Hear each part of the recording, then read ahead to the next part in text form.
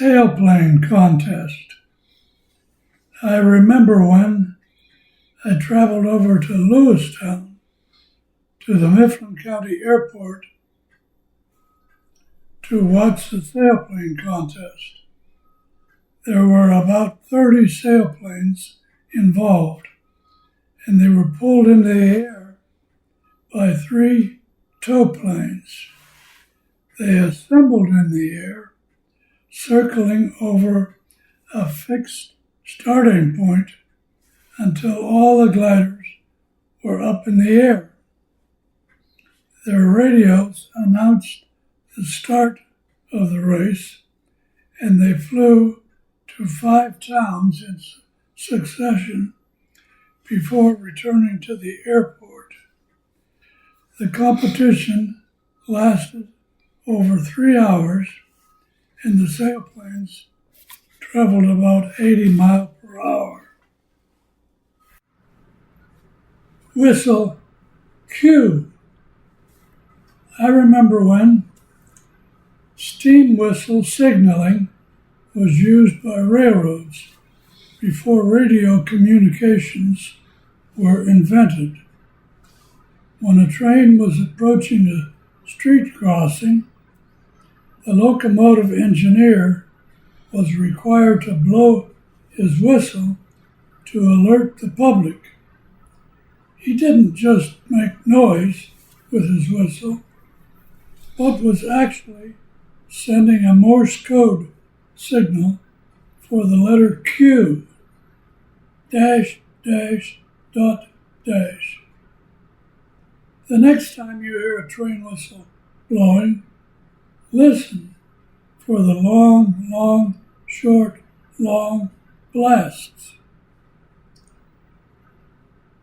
They used Morse code signals for other events too, such as calling back aboard a flagman or before beginning to back up or start forward.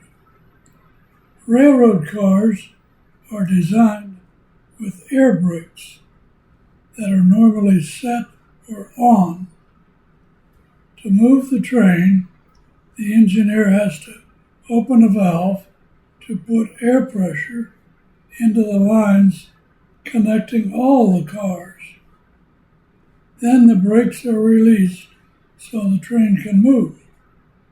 Without air pressure, the train will come to a stop.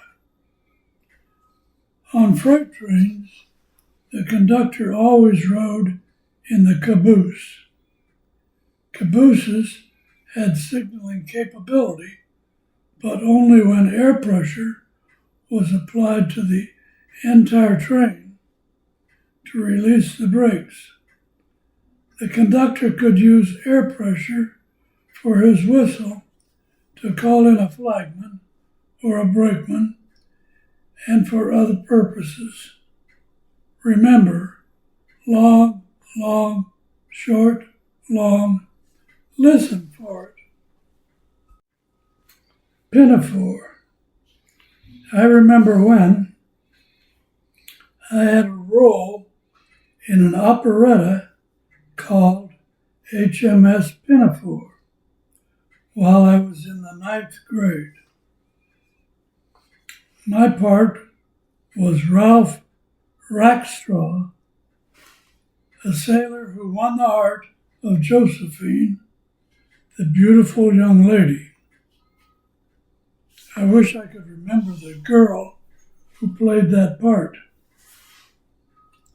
Operettas are different from operas.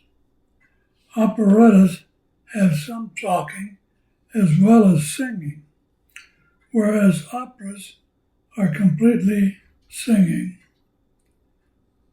As Ralph Rackstraw, I didn't have to do any singing, if I remember correctly. Plank owner. I remember when I became a plank owner. It happened in 1945 while I was a sailor stationed aboard the USS Princeton, a Navy aircraft carrier. An old tradition says that when a ship leaves port for its first sailing after construction, all crew members aboard are declared plank owners.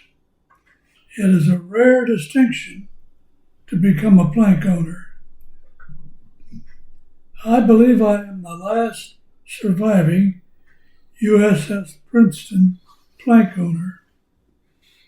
When the USS Princeton was scrapped in 1970, some 2x6 wooden flight planks were saved for the USS Princeton Veterans Organization.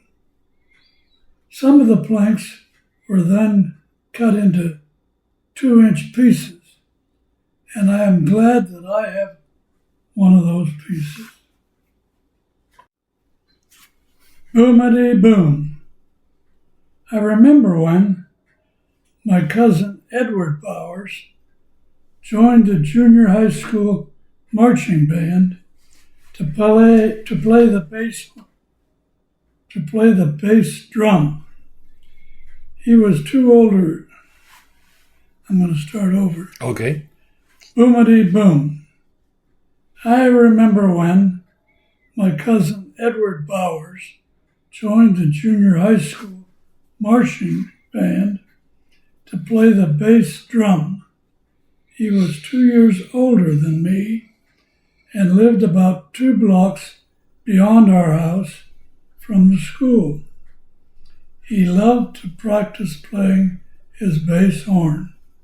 Boom, boom, boom. Even though his drum was heavy, he enjoyed taking it home every school night to practice. I could hear him at least 1 block away, coming up our street, past our house, and another block beyond. Boom, boomity boom. Ed knew 6 or 8 different drum beats and would change the beat about every half minute. I never heard what his neighbors felt about the night drum practices, but I do know that he became an accomplished drummer and made music the rest of his school years. Boomity boom. Ink well. I remember when, before the invention of the ballpoint pen, school desks had a sloping surface about 24 inches wide by 20 inches with a 2.5-inch diameter hole in the right-hand top corner to hold an ink well. That was the wording for a small glass bottle with a cork plug to hold black ink.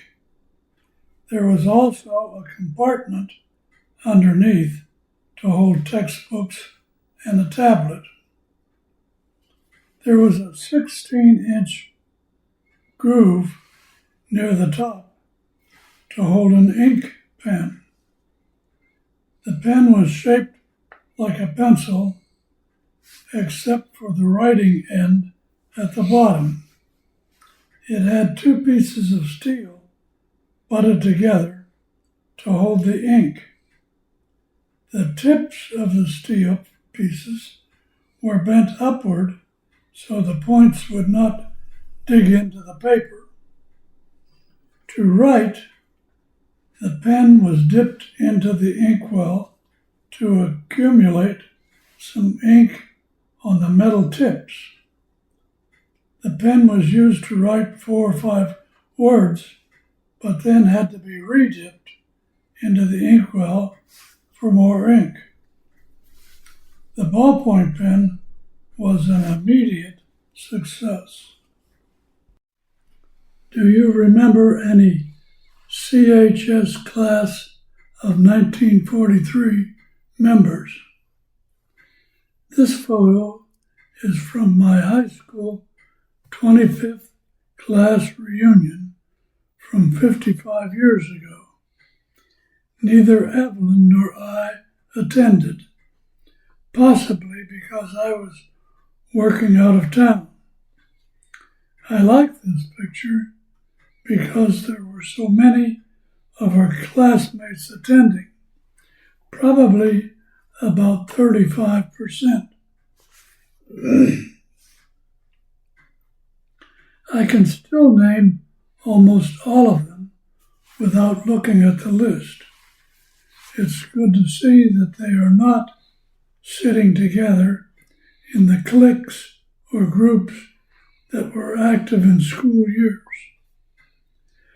Looking at the men, I see wrestling champions, football players, and guys who play baseball.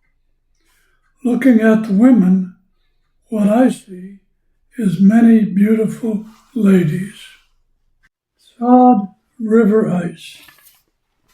I remember when the winter ice on the Susquehanna River at Clearfield became as thick as 15 inches some years. But that was before the Curwensville Dam was erected. Now the water is relatively warm because it is discharged from the bottom of the lake. Then it is exposed to frigid air temps for only a short period of time to freeze into thin ice at Clearfield.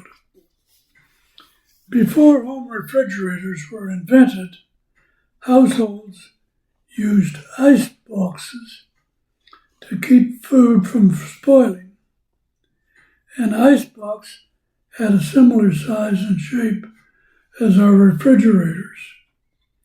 However, there was a compartment at the top to hold a huge block of ice. Air, cooled by that ice, flowed down over the food.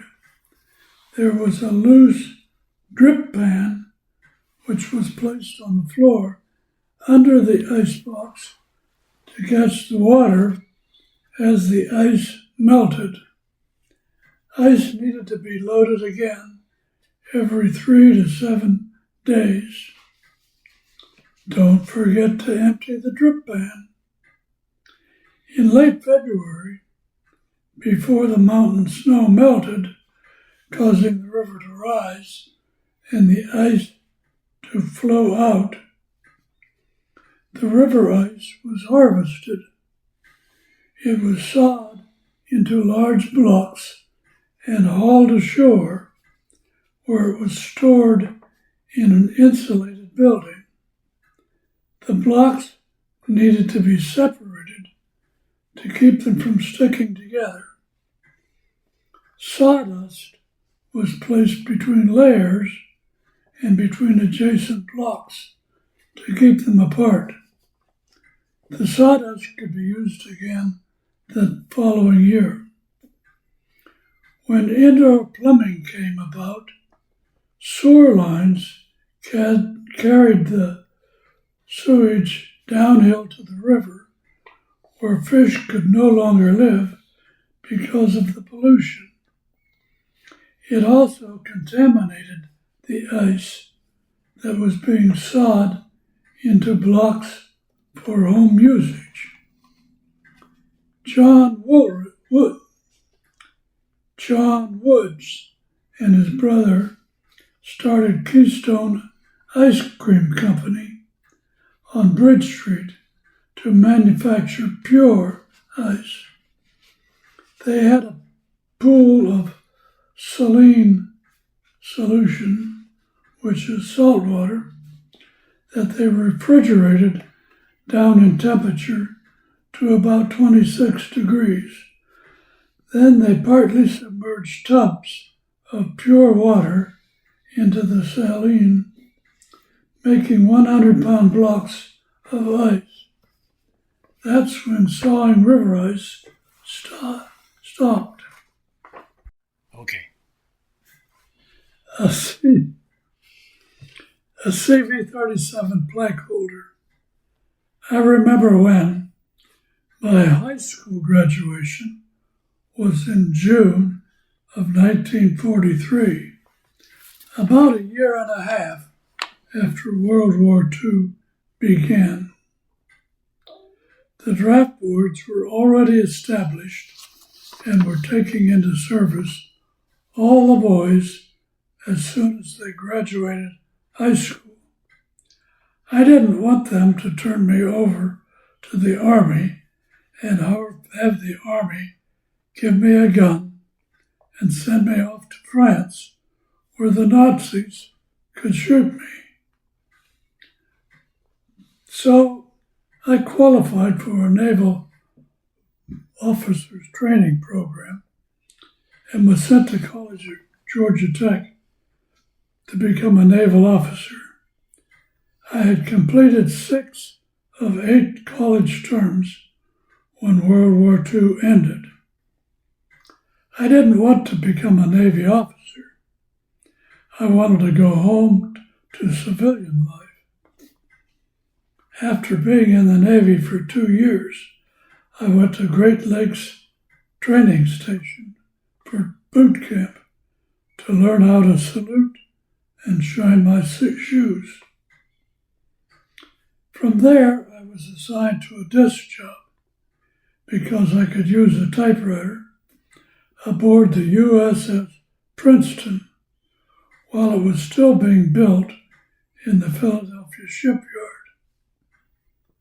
Early in January, we sailed down the Delaware River to the DNC Canal into the Chesapeake Bay to Norfolk to have the ship determined. I thus became a plank holder.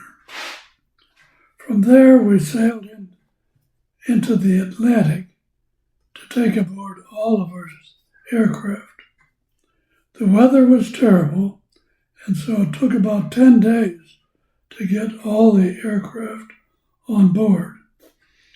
We sailed back into Norfolk to take on munitions for both the ship and the aircraft. The smoking lamp was out for a full day and a half. Now we're ready to get out of this bad weather and go on our shakedown cruise to Guantanamo Bay and warm weather. Oh boy. The harbor pilot came aboard to take us out of the port of Norfolk to the Atlantic Ocean. Somehow he fouled up and ran us aground. I never did hear how many tugs were required to pull us off the shoal. 2 of our screws were destroyed, 1 was damaged, and 1 needed repair, and we used the 4th one to limp back into Philadelphia for repairs. While in Philly, I acquired enough points to get discharged from the Navy. Thus, I missed the shakedown cruise and the warm Guantanamo Bay weather. Watch pocket. I remember when most men looked at their pocket watch rather than a wristwatch to see the current time. They normally kept their pocket watch in their watch pocket, which was sewn into men's trousers just to the right of the top button of the pants fly. Attached to the watch was a watch fob, which was a 3-inch strap of leather with a flat metal weight on the other end.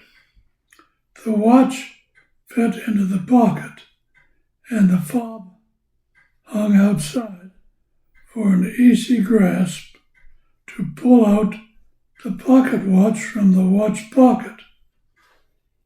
Watch pockets are not needed today.